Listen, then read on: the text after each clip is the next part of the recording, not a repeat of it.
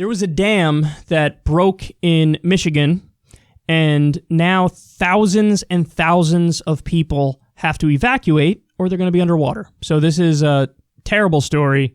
This is from Global News. Let's take a look.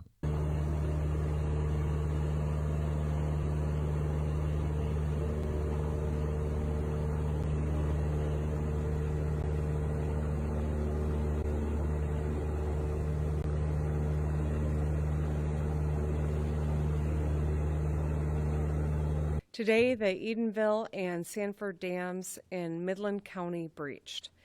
Residents in the area have been instructed to evacuate immediately.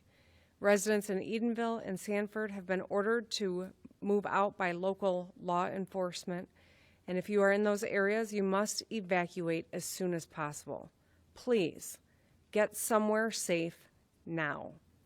The city of Midland, both the south and west sides have been evacuated, as have the village of Sanford and Dow Chemical. In the next 12 to 15 hours, downtown Midland could be under approximately 9 feet of water. We are anticipating an historic high water level. Tonight, I issued an emergency declaration to ensure that state and local officials have the resources that they need in order to respond to this extreme flooding. I want to say again, if you are in one of these impacted areas, please, right now, evacuate.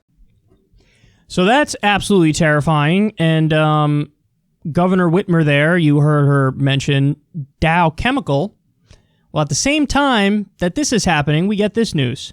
Dow admits floodwaters in Michigan are commingling with toxic chemical storage ponds. Oh boy. Oh boy. So I don't think people really understand at this moment, and it hasn't been sufficiently covered in the media, just how devastating this could be. Because you could have a giant environmental and ecological disaster if, you really get these toxic chemicals from this Dow plant, which is going to be flooded. If that gets out, and it will, whoo boy. So you have everything in this story, man. You have everything. Obviously, the most important thing that's staring us in the face is our terrible infrastructure.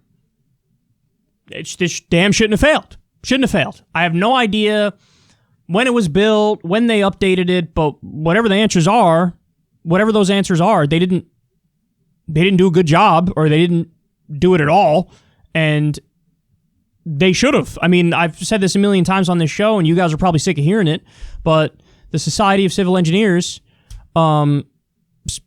grades U.S. infrastructure like every other year or something like that, and the last report card, it was a D+. Our infrastructure is just abysmal for a modern country. We need to upgrade the whole thing. For a president, honestly, that could be whoever wants to take the mantle of being the next FDR and really updating our entire infrastructure.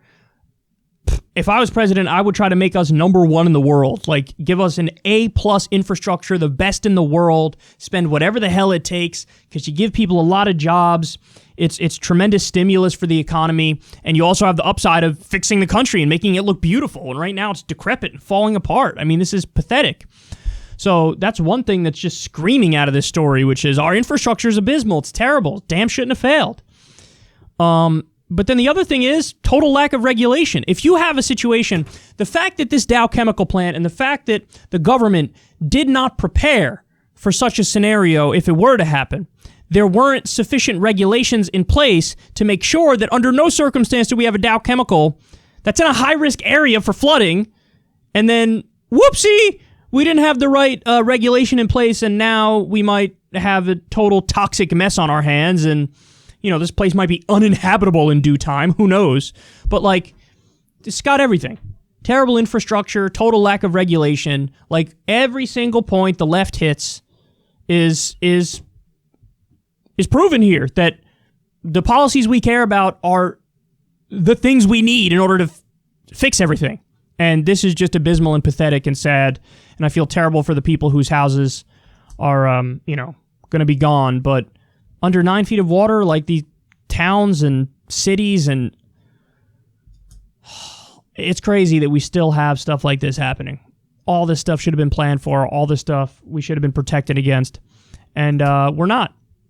And we have no idea what we're doing, and we're a mess. And just add this to the list of the other 1,000 terrible things that have happened in 2020.